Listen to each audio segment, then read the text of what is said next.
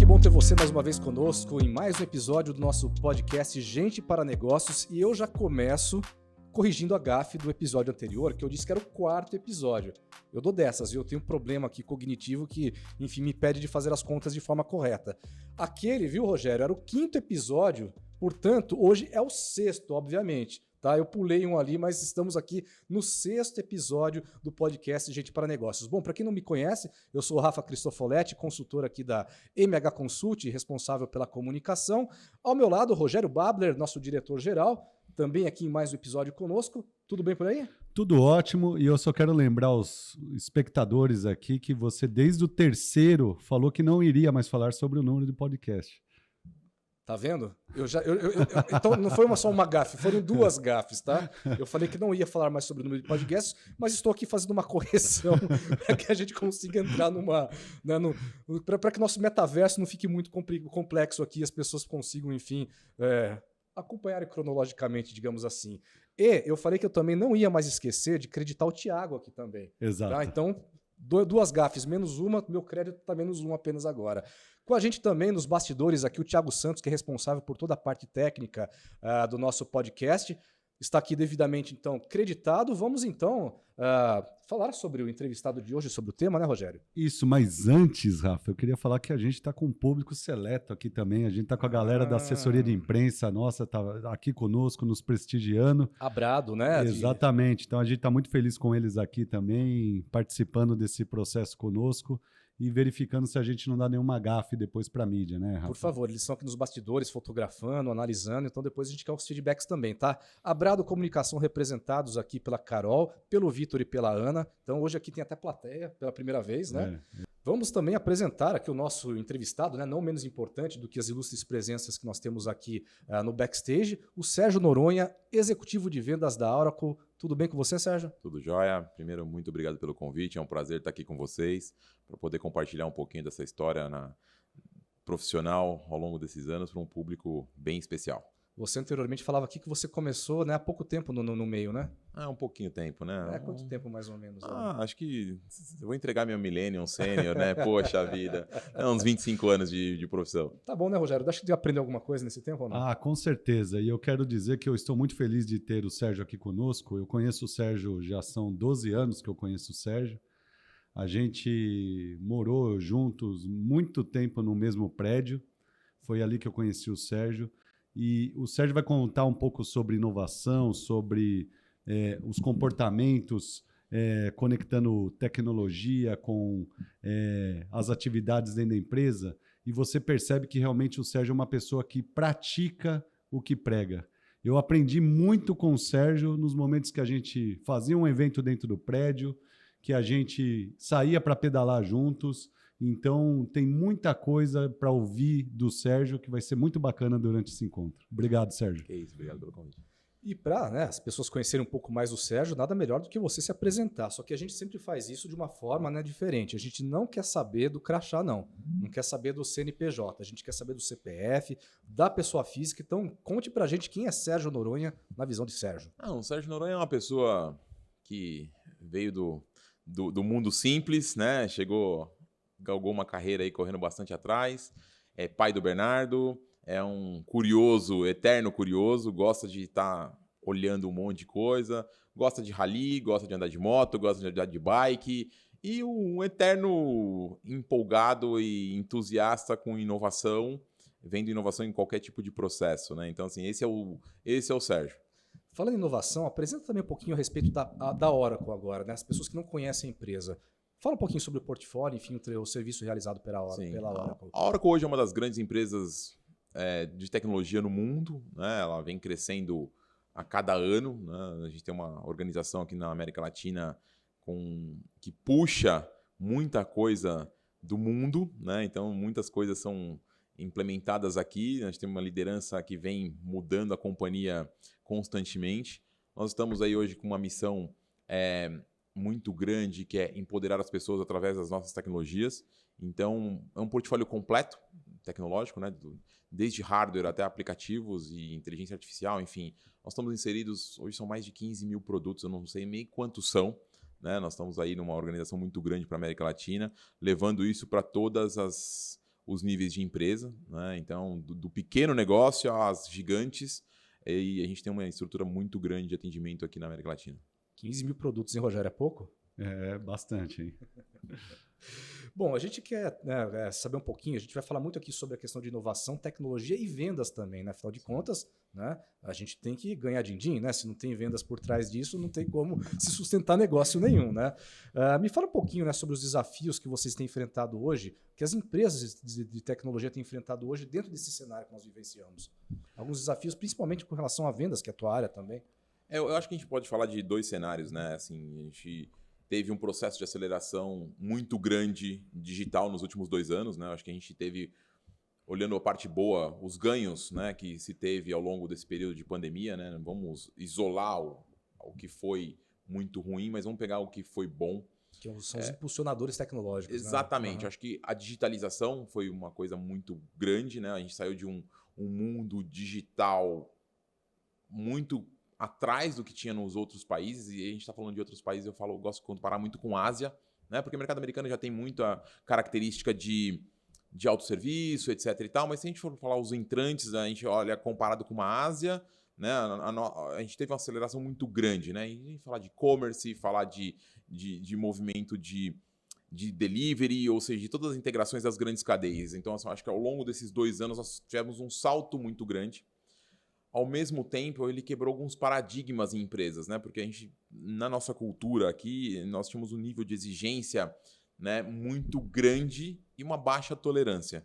Eu acho que isso chegou a desenvolvimento e nós conseguimos praticar a cocriação, né, entre cliente e empresa, porque assim, quando você estava dentro de uma empresa há 3 anos atrás, definindo um processo de e-commerce, por exemplo, você queria desenvolver o processo perfeito, né? E se a gente está falando no meio de uma pandemia, que todo mundo precisava de um e-commerce... Era isso ou morreu, o negócio morreu. Mas o cliente também tolerava, né? Porque assim, tinha coisa que não chegava. Nós tínhamos um problema de embalagem. Tá. Né? Então, assim, fato. as cadeias, todas elas mudaram e abriram uns outros olhos. Então, acho que teve uma aceitação maior da população e as empresas conseguiram trabalhar num nicho de falar assim, vamos criar, inventar e cocriar, e se errar fácil, o tal do fail fast, né? Errou, ok, mas devolve o dinheiro, fica muito simples, mantém o nível de satisfação do cliente alto, porém tira aquele produto do ar muito fácil, do que você ter um ciclo de criação muito grande. Então, assim,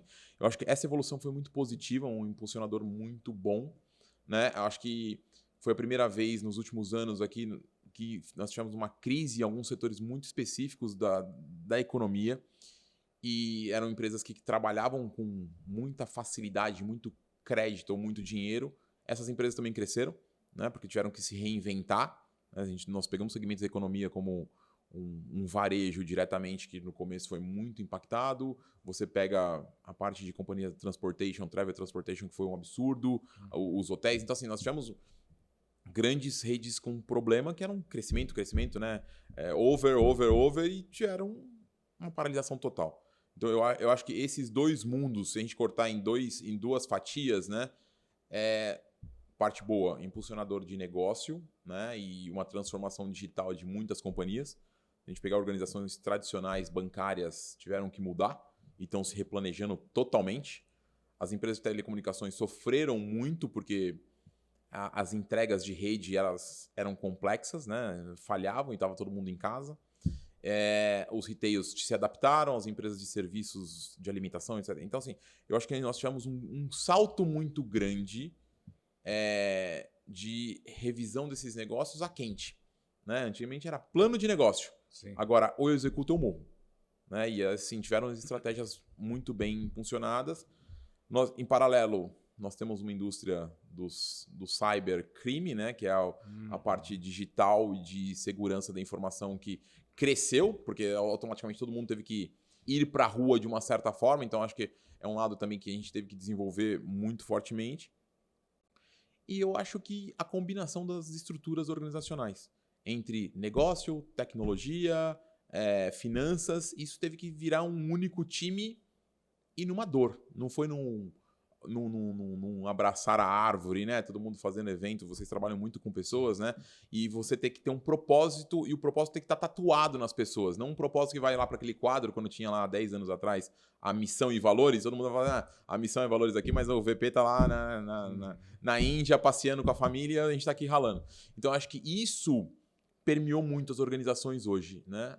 E tirou o CPF do CNPJ, porque todo mundo conheceu em reunião as casas das pessoas, porque até então eu tinha uma reunião presencial onde eu tinha um executivo de um lado e um executivo do outro. Se ele gostava de cavalo, se ele gostava de pizza, eu não sabia. Se ele tinha filho, se ele tinha gato, se ele tinha cachorro.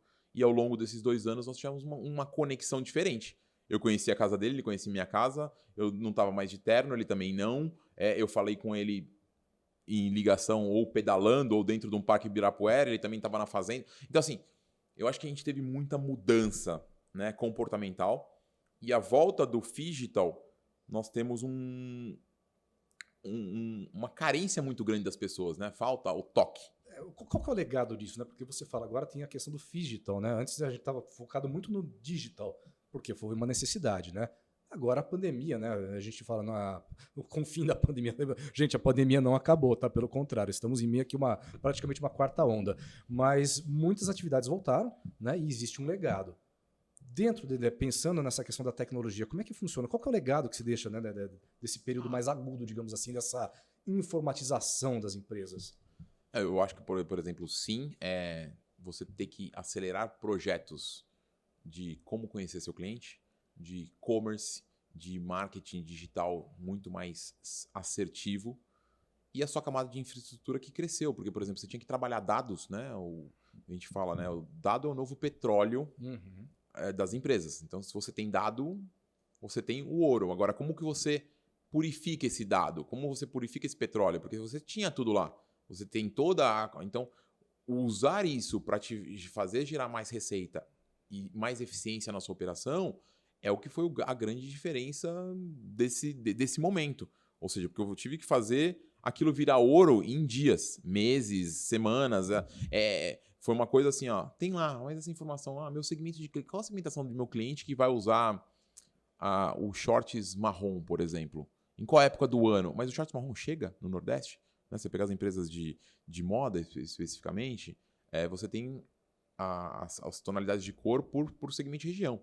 E aí você faz, né, a grade, vai para um lado para o outro. Agora não, a pessoa ela tá lá no Nordeste, ela não quer saber qual é a estação do ano que ela tá, ela quer comprar isso.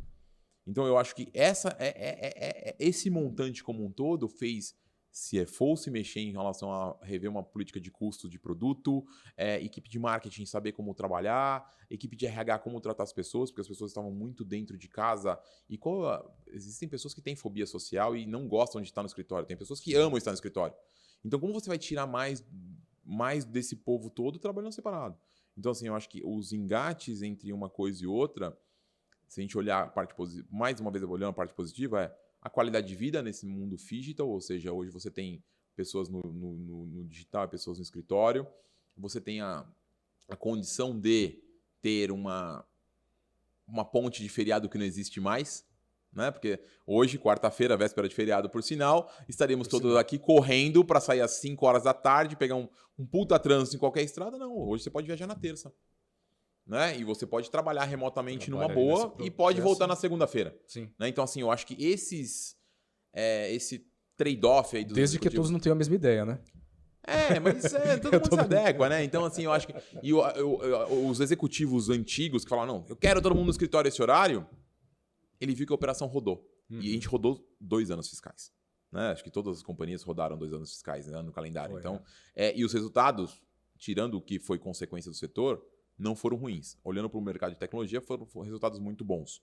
Então, eu acho que a gente acaba tendo essa aceleração, essa camada de vários produtos e serviços que foram criados. Então, assim, quem teve a visão de empreender no segmento de autosserviço e foi para frente, e foi muito forte, né? E está colhendo bons frutos hoje em dia. Eu acho que tem muita coisa boa. Ô Sérgio, eu tenho uma questão complexa que você trouxe dentro da sua narrativa, a questão de falhar rápido para conseguir resultados diferentes. Que todo mundo fica falando sobre isso, mas na hora quando começa a pensar em digitalização, parece que a primeira coisa que vem à mente das pessoas é vamos criar um aplicativo. Então, eu vou fazer uma pergunta e contextualizar dentro do cenário. Eu lembro que há alguns anos atrás, antes de vir esse boom de digitalização, eu até apresentei para vocês, via MH, um aplicativo que tinha o propósito de dar e receber feedback por um sisteminha digitalizado, né? E a gente conversou com os clientes, e aí que vem a questão interessante. A gente achou, então vamos para campo com um mockup, né, com um protótipo, e perguntar para o cliente o que ele achava. E a gente foi para vários. Eu lembro que eu estava com uma diretora de uma grande multinacional, apresentei para ela e ela falou, sensacional, vocês vão ficar ricos com isso. E outras, várias respondendo isso. E quando eu levei para trocar uma ideia com vocês na Oracle sobre o que vocês achavam, vocês foram na contramão disso. Vocês falaram assim, pegaram a tela do celular e falaram, vocês acham que vão estar na primeira tela do celular? Porque senão não é topo. E aí, apesar de vocês terem trazido isso com muita clareza, a gente acabou não dando muito ouvido. A gente investiu grana, investiu energia, investiu tempo, e é uma plataforma que nós temos hoje construída e não foi para frente. Eu faço questão de, quando a gente está falando sobre isso com os nossos clientes, contar os nossos casos de insucesso. Sim. Eu dei essa volta toda para dizer o seguinte, na verdade, quando a gente vai para a digitalização e você falou sobre falhar rápido, o que, na verdade, é a postura desses profissionais que estão buscando escalar os seus negócios? Como é que é ir para campo? O que é isso, essa questão de falhar rápido, de testar rápido? E vou fazer mais uma pergunta. Como é que você faz isso com um sistema, uma estrutura organizacional que está toda preparada ainda naquele modelo, eu vou colocar entre aspas, indústria, que é todo departamentalizado, mas você tem que entregar uma solução que ela é um formato startup, na verdade das contas, né? Como é que é todo esse cenário? Como é que vocês lidam com isso? Babel, a pergunta é boa. A gente tem que qualificar isso, alguns pontos importantes. Primeiro que eu acho que vamos separar a parte de tecnologia. A tecnologia ela não é um sinônimo de inovação, né? Acho que a empresa ela tem que estar pensando em como inovar num processo. E se ela inovar, faz todo sentido você eleger um time ou fazer uma separação dessa equipe, né? Ou seja, imagina que eu vou pegar a MH e criar uma MH digital. Quem são as pessoas que estarão na MH digital que tem algumas características importantes? A primeira é que está aberto ao novo, aberto a inovar, pensa em fazer diferente, porque tem pessoas que olham e falam assim, não, isso aí não vai dar certo. Né? Criar esse grupo, e esse grupo ele ser praticamente um spin-off da sua operação. Porque senão ele se perde nos resultados e você não consegue medir ele efetivamente. Todo mundo fala de squad de trabalho, então assim, você separar esse grupo para trabalhar em conjunto. E você aproveitar o melhor dessas pessoas, ou seja, que vai ter uma pessoa de finanças, vai ter uma pessoa de RH, vai ter uma pessoa de produto, vai ter uma pessoa de loucura, vai ter uma pessoa de marketing, vai ter um cara de tecnologia que vai ser um viabilizador. Mas, na verdade, eu acho que assim, o grande ponto é entender e criar um produto que você compre. Né? Na verdade, por exemplo, a gente tem uma visão de criar um produto. E quando a gente falou de estar na primeira tela do celular, eu lembro dessa conversa, nossa, faz tempo já. E é a curva de adoção. Né? Todo mundo fala, vamos falar um exemplo meio que jargão, o Uber. O Uber não tinha regulamentação, mas ele entrou num serviço que fez toda a diferenciação. Né? Então, assim, ninguém ligou se ele era regulamentado ou não. Né? Ele veio, entrou, atendeu uma demanda de serviço e virou uma febre. Né? Hoje, se a gente olhar, por exemplo, outras coisas, são a política de cashback. Né? Antigamente, na nossa época, a gente não falava disso, né? Entregando um pouquinho a idade, né? Você queria comprar com melhor negociação. Né?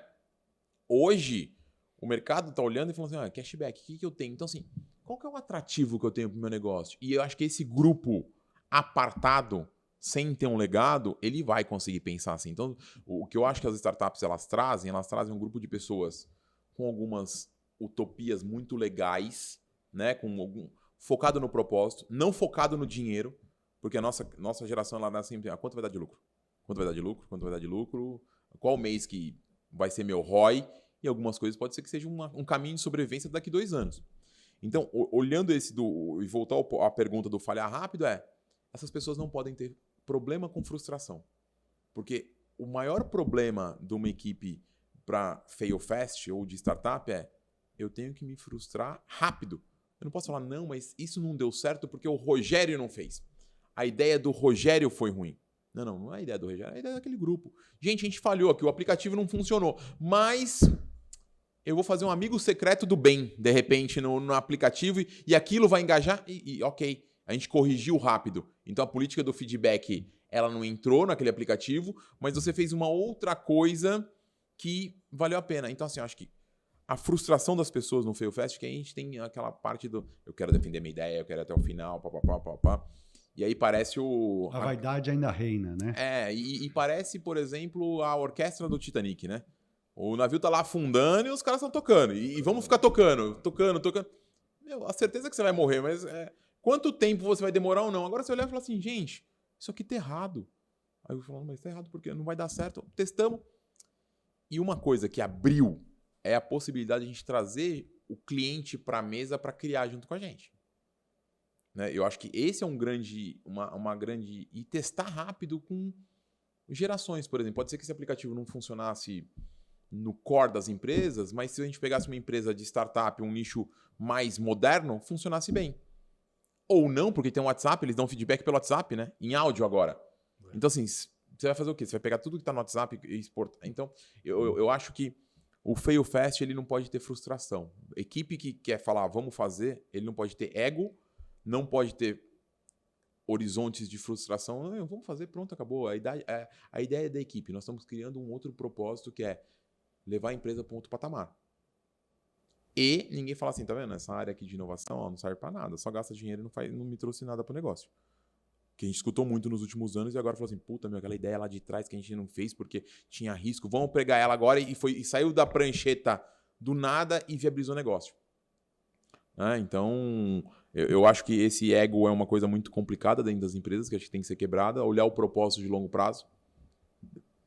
Bom, e na prática, como é que isso funciona? Então, por exemplo, quando você falou que tem um cara de finanças, um de vendas, né? Tem o da loucura, não é? Uhum. Aqui no MH, o da loucura eu já sei quem. A gente coloca o Rubem, tá, Rafa? Rubem, o Rubem, coloca ele, já tem o da loucura, a gente coloca ele, tá? Já temos esse papel. O resto a gente tem que procurar ainda. Mas vamos lá, e tem pessoas de áreas diferentes, com habilidades diferentes. Legal, montei um time para resolver aquilo, tiramos a questão da vaidade, vamos falhar rápido, vamos buscar alternativa. Beleza, aí aquele projeto, aquele processo, aquela demanda foi atendida, foi resolvido. Como é que as empresas estão lidando com esse grupo? Porque tem um lance de o grupo das estrelinhas, ninguém toca, mas depois dissolveu. Agora estou com medo, será que vai ter lugar para mim no ambiente de trabalho novamente? Como é lidar com esse turbilhão de emoções que as pessoas geram, de expectativas, que nós somos máquinas de ficar gerando expectativa, é da natureza do ser humano isso. Como é que vocês lidam com esse cenário? Rogério, isso é uma coisa que o mercado tem, que a gente tem visto aí nas empresas e primeiro essas áreas eram áreas dos queridinhos, né? Todo mundo olhava com as áreas dos queridinhos. Só que nenhuma empresa tinha ameaça. E hoje a ameaça para qualquer organização, ela nasce da noite para o dia. Por exemplo, se a gente olhar o segmento financeiro especificamente, quem acreditava que um banco que não tem crédito ia ser um dos primeiros bancos a ter Pix, o maior número de chave Pix no Brasil? Então, como que funciona um negócio desse? Quando a gente vê um Mercado Livre se virando um banco, quando a gente vê uma pessoa investindo num banco diferente do que os tradicionais, né? Você olha no Nubank, por exemplo, é um banco que não tem lucro. Mas foi um banco que foi apostado numa história, numa estratégia, enfim. Então, as empresas não tinham ameaças, elas têm. Né? Hoje tem uma ameaça que pode vir do nada. Né? O AliExpress lá, puta, quanto que degradou de compras em mercados. Então, eu acho que hoje o empresariado ele olha e fala assim, eu tenho uma ameaça, então eu tenho que ter isso aqui, ó, porque eu posso perder meu negócio inteiro. Porque antigamente o cara olhava numa visão fabril, né? Eu tenho X% da produção de determinado item, o ecossistema depende de mim, A gente tá falando de Taylor, Ford, daquelas metodologias. O pior dos cenários não seria catastrófico, né? Não é, porque o cara vende a fábrica. Sim. Né? O máximo que ele faz é vender a fábrica. Ele tem as pessoas, ele tem o ecossistema, ele tem a matéria-prima. Então, os ecossistemas eram muito fáceis de serem mapeados. E o risco era baixo. Né? Então, você começava a vender, você falava, estrutura organizacional, venda, eficiência operacional, tá tudo ok. Hoje não. Hoje, o seu inimigo pode nascer do nada. Né? Como que a gente fala que um quinto andar é a maior... É uma das maiores corretoras de imóveis sem ter uma imobiliária física. A XP Investimentos. O que ela nasceu, o que ela transformou. Sem ser uma corretora, sem ter um funcionário. Então, assim, você olha coisas... A Booking.com, ser uma das maiores operadoras sem ter um hotel. Serviço, um hotel né? Sem ter um ativo. Sem ter um ativo. O ativo dela é o quê? Dado. Né? E a gente volta à linha do dado. A questão dos dados. Uhum. Então, eu acho que isso tem mobilizado muito fortemente o empresariado. E falar, eu tenho que ficar nessa e assim, é a única forma que eu tenho um crescimento exponencial, né? Quando a Singularity veio com esse negócio do crescimento exponencial, e a gente captar.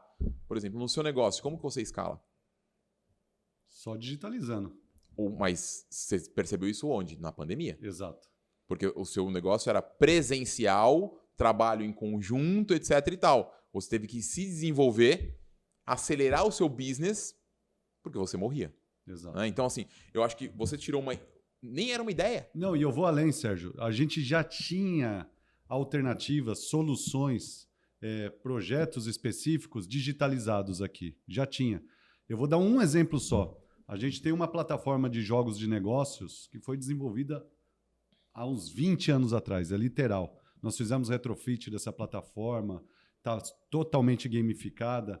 E toda vez que a gente apresenta para vender nos clientes, são grandes clientes, quando a gente opera a plataforma de jogos de negócios, ela é física.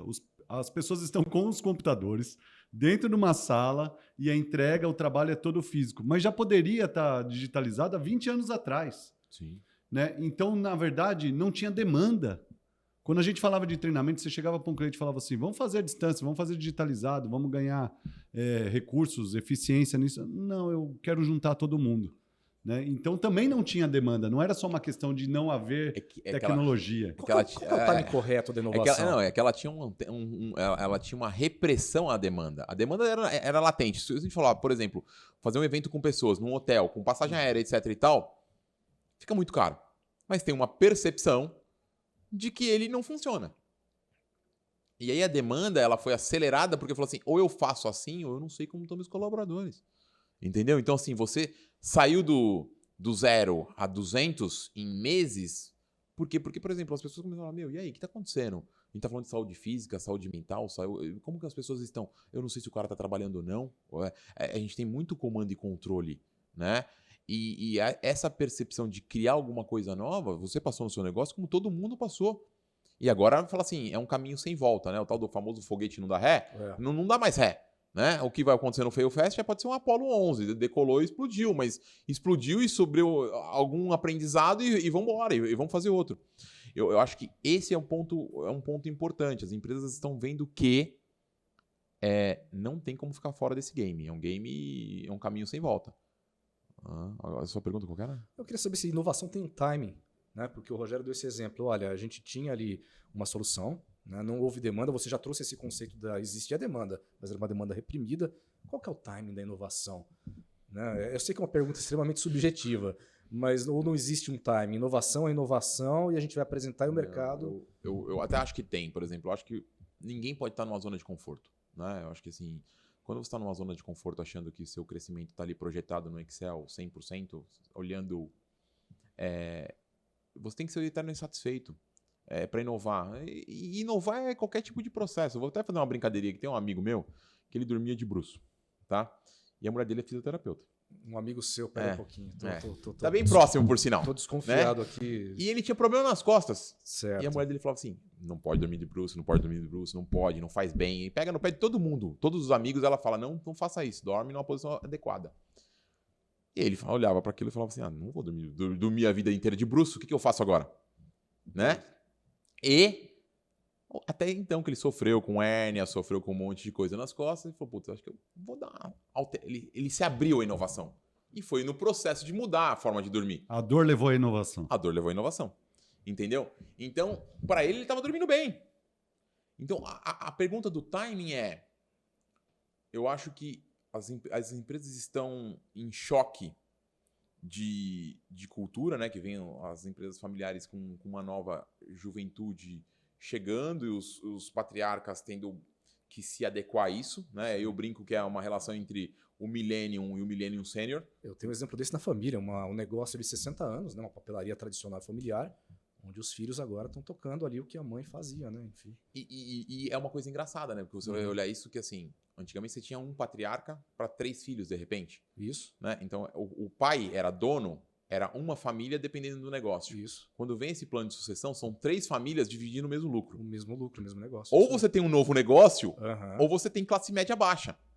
Né? Então, assim, olhando essas transições e olhando o que está acontecendo nas organizações tradicionais, quem fechar o olho vai estar a morrer. Salvo exceções quem trabalha com commodity, mas assim, eu acho que é uma linha ou vai vender, sucateado lá na frente, ou não vai criar. Então o time da inovação é um time de você olhar para o futuro e falar assim, eu quero sobreviver, eu quero morrer. Porque se eu quiser ficar numa estagnação, né? Acho que até eu vi o outro podcast aqui da empresa de engenharia lá, e ele falou, não, eu quero levar inovação, eu estou levando em tecnologia, eu estou levando um monte de coisa. Isso é muito legal, mas pelo ponto de vista que você motiva. Se você olhar, por exemplo, hoje, quem quer fazer contabilidade? Né? Um razonete todo débito gera um crédito do mesmo valor. Uhum. Mais e menos. Agora, poxa, vamos fazer uma projeção financeira com inteligência, com etc e tal. Muda completamente. Então, se você pegar uma empresa de engenharia, que é uma engenharia tradicional, hoje tem técnica nova de engenharia, com isopor, com drywall, com casa nova. Por exemplo, tem uma empresa específica do segmento que trabalha com containers, ou seja, então mudou completamente, mas a aceitação é boa. Né? Então, eu acho que assim, o time da inovação é ontem. Tá. Né? Por exemplo, e você tem que testar. Não adianta também a gente ficar ali com aquela coisa cabeçuda de insistir. Eu acho que talvez, quando eu falo em timing, essa noção de insucesso ela tem que ser mais rápida. Né? Olha, você testa com 3 meses, né? Testei, mas não, vamos para a próxima. 3, 4 meses você já viu se vai funcionar não adianta ou dar não. muita cabeçada. E outra, e fazer o tal do pivotar, que é o nome bonito agora, né? Pivotar. O pivotar é falar assim, não serviu para esse público, mas vamos tentar nesse público. Tá. Né? Eu acho que os nomes da inovação, e a inovação ela vem do processo, a tecnologia é um meio. Ela não é o fim. Né? Por exemplo, se a gente for entrar em projetos especiais que nós já entramos, quando a gente define a jornada do cliente como um todo em conjunto, nós somos viabilizadores. Agora, o cara de negócios que criou aquele programa de fidelidade, ou o cara de negócios que criou a regra do cashback, ou o cara que quebrou, por exemplo, hoje, você pega empresas do setor de benefícios. Como que fica o setor de benefícios hoje com o iFood? Com o Open Banking? Esse mercado, seguros. Poxa, você tem muita... Então, assim, o mercado é ontem. Quem acertar a veia vai virar um iFood, vai virar um Uber, vai virar um qualquer coisa assim, né? E mesmo essas ainda correm riscos. A gente tem, por exemplo, aí hoje o mercado do streaming, né, para vídeo, para entretenimento, né, tinha referência, outras já estão ali, o mercado está dividido e tal. Você riu, mas... Não, eu ri pelo seguinte, porque, por exemplo, hoje já ninguém mais fala de comprar TV a cabo. Sim, por exemplo. Impressionante, é. Você fala assim, rápido. Eu vou comprar um streaming de um provedor, eu não gosto de falar muito nome, então assim, eu tô evitando falar nome, mas assim, de um provedor que vai me atender. Se eu gosto do seriado tal, eu vou pagar X por mês naquilo. Ou às vezes ele contrata um pacote, vários deles, que mesmo assim o valor compensa. Porque ninguém mais quer saber de uma TV por assinatura, que você vai pagar para ter todos os canais, você vai pagar R$300 por mês. Você consegue ter todos os serviços de streaming. E hoje você assiste em 5 devices. Né? Lógico, a gente vai olhar... Mas entre eles também, entre os serviços de streaming, há uma concorrência absurda hoje também. Ninguém mais ainda sozinho. E que é bom, né? E o que é bom. Mas aí vai o quê? Vai quem foi antes, né? Então, por exemplo, você pega hoje uma Netflix, se você olhar o resultado da Netflix, você fala, a Netflix tá caindo. É o que se fala muito hoje na mídia. Mas a Netflix fez produção própria, a Netflix, ela... Se você vê estrelas de Hollywood na Netflix, são poucas. Sim. Né? Então, assim, ela agiu. E eu acho que, olhando uma analogia, ela é muito tipo um Circo de Solé, né? O Circo de Solé pegou o quê? Uma camada da população lá atrás, que eram atletas, que eram ginastas, que estavam em fim de carreira, trouxe, ninguém tem face, né? Então ninguém brilha, o palhaço é o palhaço, o cara da bicicleta é o cara da bicicleta, mas ninguém sabe quem é. Não sabe se é o Rogério, se é o Rafael, se é o Thiago, ninguém sabe. E pode trocar o elenco a qualquer momento. Então, assim, eu acho que isso é uma coisa importante, né, nos dias de hoje. Você fala assim, e aí vai no ego, né? Você não tem cara, não tem o crachá. Você tem um espetáculo no final. Então, acho que o time da inovação ele é ontem. Né? E as empresas têm que se mexer, porque os negócios tradicionais, se você olhar hoje o quanto ele depende do tradicional versus o digital, cada vez mais integrado. E o concorrente de fora, né? A gente tem a Ásia, voltando à Ásia. Você pega a linha automotiva aí, por exemplo, teve carro que demorou quantos meses para voltar à normalização porque faltava peça. Sim. Né? Então, assim, a gente já tem uma dependência e o ecossistema nacional não foi desenvolvido. Esse é um business que morreu? Acho que reduziu consideravelmente. Não tem os números, mas eu acho que se a gente avaliar... então, esse time da inovação ele é para ontem. Mas tem que querer inovar, né? E o propósito das empresas, as pessoas que estão vinculadas a essas empresas, elas têm que estar dispostas a empreender dentro da empresa. Se eu estiver ali para ganhar meu salário, não é uma empresa que vai estar propensa à inovação. E você deixa sempre muito claro que inovação não significa tecnologia necessariamente. Não. Tecnologia é um complemento, é um impulsionador, é um... Como é que eu posso... Né? Hoje é fácil com qualquer uma delas. Uhum. É acessível. Porque vamos lá... O segredo ainda vindo do ser humano, da pessoa. Na década de 70 era um mainframe. Uhum. Você tinha 2 empresas que faziam isso. Hoje você pode comprar a qualquer lugar, em qualquer mundo, por exemplo. Putz, quem achou, se a gente pegar a minha geração, que fiz tecnologia lá atrás, que 1 byte de memória era uma coisa absurda e eu só conseguia fazer na escola porque eu estudei dentro do Bradesco. Então, assim, hoje você pegar um iPhone, um Samsung, quanto tem de potência ali dentro? Matou televisão, matou câmera fotográfica, a indústria de revelação e espaço. Ou seja, dentro de um device. Então, a acessibilidade ela é muito fácil. Agora, saber como eu uso esse acesso, aí é a coisa que não depende da tecnologia, depende das pessoas. Eu posso mudar um pouco o rumo dessa prosa aqui? Antes, eu quero só fazer aqui um parênteses, tá? Esse inovador ali que resolveu não dormir mais de bruços, por acaso seria você, Rogério?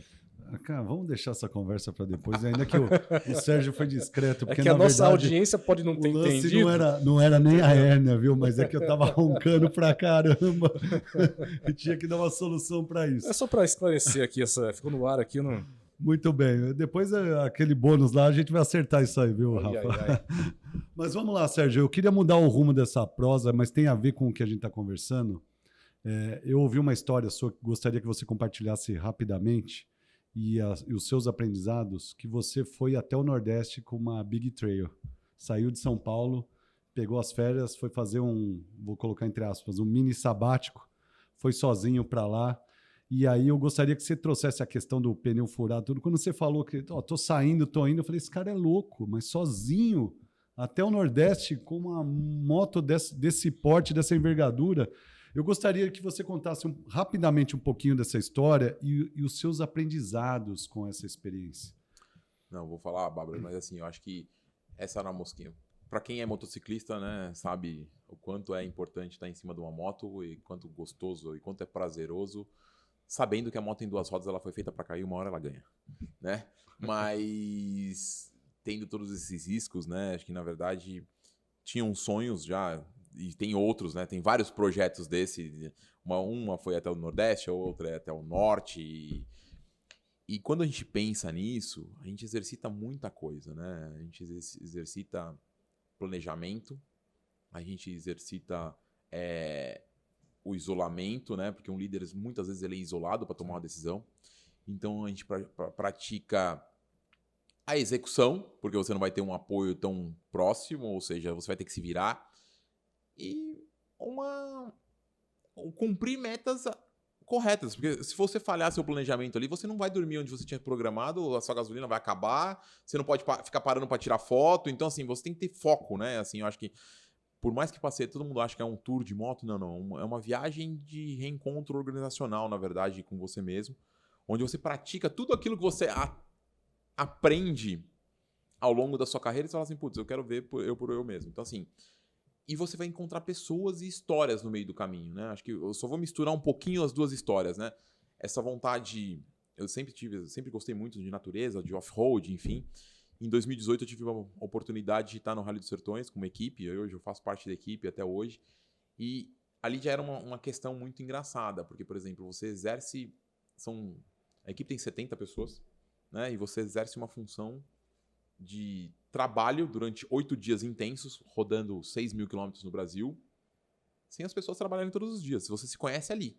Então você vai ter o cozinheiro, vai ter o motorista, vai ter não sei o quê, vai ter o mecânico, vai ter isso, vai ter o cara que vai levar a peça, e o negócio tem que funcionar. E tem que rolar uma confiança enorme, né? Porque assim, o piloto no final é uma vida, né? E será que o cara fez a revisão da minha moto? Só para vocês terem uma ideia, no parênteses do negócio, o rally é uma coisa impressionante. A pessoa anda 600 quilômetros num dia competindo, ele sai às 7 da manhã pronto, com café tomado, equipado, etc e tal. Ele vai chegar umas 5h30, 6 horas da tarde, depois de um grande desgaste físico, e a equipe de mecânico vai trabalhar a noite inteira na moto, no carro, e refazer tudo aquilo para estar pronto no outro dia, 6 da manhã. Então, primeiro, toda essa cadeia tem que funcionar. Não pode faltar uma peça, não pode faltar comida, não pode faltar água, não pode ter problema no gerador. Tem que estar tudo funcionando. E são 70 pessoas no backstage que nunca trabalharam juntos. Né? Então, isso é um ponto importante. E aí, voltando para a viagem de moto, eu falava assim, isso é possível, entendeu? Eu sei mais ou menos os pontos, eu já tinha triado os pontos. Então, quando você fala desse exercício tão grande, aí você tem um encontro, né? Então, por exemplo, e era no auge de uma pandemia, né? Era uma coisa que atrapalhava meu plano. Eu tive que ligar para todos os hotéis ou lugares que eu ia dormir e falar assim, eu consigo? Né? Será que vai ter combustível? Porque em alguns momentos tinha problema de combustível. Então, você pensar nisso tudo, eu acho que faz muito bem para as pessoas tirarem esses tempos aí de forma mais racionais e isoladas, porque você exercita tudo isso que eu falei. É o foco, é o planejamento, é a falha. Por exemplo, eu tive um problema de pneu, meu pneu furou, não achava como consertar, tive que achar um pneu de uma cidade num deslocamento grande. Cheguei e achei o pneu, achando que estou em São Paulo. Comprei o pneu e falei, não, podemos montar? A mulher falou assim, não, aqui eu só vendo. Só vendo. Falei, e agora? Aí fui procurar uma oficina e... né? Aí achei um cara, o ajudante do cara chegou, falou assim, não, é só com horário marcado. Eu falei, mas eu estou em viagem. Aí o cara falou, eu posso falar com o dono da oficina? O cara falou, pode tentar. Aí eu entrei, a hora que eu entrei, eu falei... eu tô com problema de pneu, você pode trocar? Ele falou, você tá em viagem? Eu falei, tô. Não, vamos trocar agora. E foi engraçado, né? Mais um ponto que tem um link, né? Foi engraçado que a gente tava lá. Aí, na moto tinha um adesivo, eu tava com a camiseta da equipe, do Rally. E o cara começou a trocar o pneu e tal, e o cara tava com a perna quebrada, dono da oficina, né? E eu falei, ele falou, você é da equipe da Bianchini? Eu falei, eu sou. Porra, acompanhei vocês o Rally inteiro, mó massa, não sei o que, etc e tal. E aí o cara trocou o pneu e acertou tudo e falou, vai por aqui, cuidado para não você dormir até tarde, tal. Virou outro virou. completamente. E depois eu cheguei em São Paulo, aí eu falei lá com a turma da equipe, falei, eu quero mandar um kit pro cara, né? O cara queria uma camiseta de qualquer jeito, aí eu dei a minha, que eu tinha algumas lá. Aí eu cheguei aqui em São Paulo e mandei um kit pro cara. O cara chorou de alegria. Porque ele achou que, um cara de São Paulo vai mandar alguma coisa para um cara de Feira de Santana que já resolveu o problema dele? Não. E eu acho que a interação com as pessoas nesse meio do caminho, você conhecer histórias, e voltando ao começo da minha apresentação, lá quando eu falei assim, que eu sou eterno curioso, e você olha a oportunidade de negócio em cada lugar e você fala, olha que legal, e você traz isso para sua vida, o maior legado que você tem ao longo de um processo desse. Né? Você fala, poxa, valeu a pena... Fiz, é um processo de maratona de 42 quilômetros, teve um trecho lá que eu lembro até hoje, eu saí de Governador Valadares e eu sempre gostei de andar rápido, né? Competitivo, trabalho numa empresa de tecnologia, de alta performance, vamos andar rápido. Encontrei um cara de moto, assim, e o cara tava com garupa, eu falei, vamos começar a andar rápido, e andando rápido. Rápido. Eu dei uns 10, 15 quilômetros, parei e falei, eu ainda tenho 4.000 para rodar. Se eu cair aqui, se acontecer alguma coisa, vai acabar a minha viagem. Eu falei, volta no foco. E fui, né? Piloto automático de novo, 120, 100 por hora ali. Falei, tá bom. E o cara foi embora. E foi engraçado que aí passou um tempão, eu vi o cara parado no posto. Lógico, né?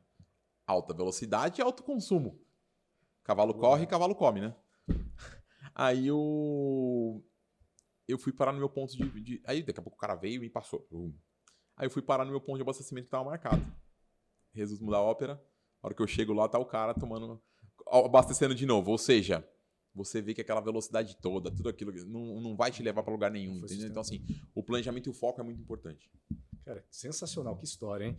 Bom, como sempre, né, nosso tempo sempre... A gente fala que não é o tempo ruge, é igual leão aqui. Mas dá tempo aqui da gente fazer um belo de um encerramento, né, Rogério? E uma coisa que tem dado bastante sucesso aqui, feito bastante sucesso no podcast, são as dicas que os nossos entrevistados têm dado com relação à leitura, né? Verdade. Vamos então pedir aqui para o nosso entrevistado a dica de um livro, alguma coisa que você ou esteja lendo nesse momento, ou algum livro que marcou a tua vida aí para que as pessoas que estão, enfim, bebendo dessa fonte, dessa informação, possam também, né, buscar essa referência, enfim, possam estar aprendendo mais sobre vendas, tecnologia, inovação, enfim, algo que te encante. Sim. Não, eu acho que assim, teve de tudo um pouco, né? Eu tenho que, em vários momentos da vida, mas um que marcou, assim, que se você falar, olha, qual que marcou, foi aquele 11 Anéis, do Phil Jackson, né? É o técnico do basquete, que é o técnico que Chicago Bulls. do Chicago Bulls. Do Chicago Bulls, Phil Jackson, inclusive o documentário, né, exatamente. The Last Dance. Eu li bem antes do documentário. E a grande dica estava ali de como você faz um time jogar para uma estrela. E como você faz a estrela jogar para um time. Uhum. Né? Então, eu acho que aquele livro tem muita coisa legal. Assim, até mais legal que o documentário, porque ele tem algumas coisas interessantes ali e de alguns detalhes, né? De como ele articulava aquilo. Porque, por exemplo, todo mundo sabia que o Cestinha ia ser, né, o fulano de tal. Né? Michael Jordan. Exatamente. É um astro, uma pessoa com um corpo, com uma física, um físico totalmente diferenciado para aquela altura do campeonato. Mas todo mundo tinha que ser um time, porque se a bola não chegasse nele, ele não tinha cesta. Né? Se o armador não armasse, ele não atacava. Se o não bloqueasse. Então, assim, eu acho que foi um livro muito bom, num momento de vida importante para quem quer ver, porque tem muita gente que olha as pessoas e fala assim, esse é o queridinho, é só ele que vai brilhar. É que nem no time de futebol, quem fica olhando muito pro goleiro? Quase ninguém, né? Poucas pessoas querem ser goleiro ou quer ser um zagueiro. Todo mundo quer ser o quê? Atacante. Né? Isso é ele que vai brilhar. Não é assim que a coisa funciona. Então, acho que dentro das organizações, quando você olha hoje, um líder, ele tem que conseguir tirar o melhor de cada um. E esse foi um livro que me marcou muito. Cara, muito legal. Eu assisti, né, obviamente, o Last Dance, eu achei muito bacana e agora tô com vontade de ler o livro, porque realmente, assim, já serviu como uma abertura e você dando essa recomendação me dá vontade de querer aprofundar mais, né? Ainda mais envolvendo esporte, que é uma coisa que eu gosto bastante. Excelente dica. Rogério, vamos aqui então para a nossa derradeira, falar aqui um pouquinho sobre o nosso slogan e tentar aqui conectar com o nosso entrevistado, com o Sérgio. Muito bem, Sérgio. A última pergunta para você é: o que significa gente para negócios, na sua opinião? Tá bom, gente para negócios, assim, acho que você tem que ser pessoa encantada, pessoa apaixonada, sabe, pelo que ela faz, ter essa visão de empreender, né? Na verdade, se a pessoa que quer o salário, ele tem que ter um outro lugar. Gente para negócio tem que ser a gente que tem que ter um olhar para o outro, tem que ter a cultura do servir, tem que a cultura de ter um nível de exigência do outro para o mesmo que ela passe. Né? Por exemplo, não adianta uma equipe eu exigir que você me entregue todo dia um documento às 7 da manhã, mas eu posso te entregar um documento à meia-noite para você me devolver às 7 da manhã. Não. Né? Então, assim, eu acho que esse cuidado com as pessoas e olhar para tirar, eu acho que é isso. A pessoa tem que estar encantada com o que ela faz. E você tem que se motivar todo dia. Você tem que acordar, olhar no espelho e falar assim, eu vou para fazer isso porque eu gosto disso. Ou se eu não gosto, onde eu vou me encontrar? Então, gente para negócio são pessoas que estão à frente de alguma iniciativa ou que vai trabalhar, né? E seja empolgada. E não só gente para negócio, porque o negócio não sobrevive sem o resto da gente, né? Então, é conseguir fazer esse trabalho de ter todos numa mesma página, né? E aí, voltando ao livro, eu acho que é esse segredo da coisa. Hoje você ter uma liderança, uma organização muito cool, né, com um nível de satisfação muito grande, ela leva a você conseguir permear esses valores, essa percepção para todos, né? E alinhar as expectativas. Excelente. Sérgio Noronha, executivo de vendas da Oracle. Excelente entrevista, hein, Rogério? Muito legal. Eu adorei. Eu também. Queria aproveitar para agradecer aqui a tua presença, né, estar conosco aqui. Lembrando que esse podcast é uma produção da MH Consult, que é uma consultoria especializada em impulsionamento de negócios e também desenvolvimento de pessoas. Estamos em todas as redes sociais. Você está ouvindo, obviamente, o podcast no Spotify, né, se está aqui apenas com o áudio ou assistindo pelo YouTube, mas também você pode encontrar MH no Instagram, tem também ali o LinkedIn, o Facebook, enfim, tem MH sempre para todo lado e nosso site é o mhconsult.com.br. Quer deixar algum contato, Sérgio? Uma rede social, alguma coisa? Eu estou no LinkedIn, Sérgio Noronha, podem me conectar lá, quem quiser bater um papo sobre qualquer coisa, eu também sou mentor e coaching de algumas startups aí, estou à disposição. Porque, assim, trocar experiência é aprendizado para os dois lados. Sim. Não é que nem meu amigo que teve problema de dobro de bruxo, não. Sei, aquele amigo, conversa, né, com as nós pessoas, não descobrimos ainda quando quem você conversa com as pessoas, você sempre tem um aprendizado. Muito bom. Lembrando aqui também que a produção ela tem aqui o apoio e a realização de Thiago Santos. Agradeço aqui a presença de todos aí que estiveram conosco nessa jornada, ouvindo ou assistindo o podcast. Obrigado, Rogério. Obrigado, Sérgio. E até a próxima. Obrigado, foi um prazer. Obrigado, Sérgio. Que isso, obrigado mesmo para vocês.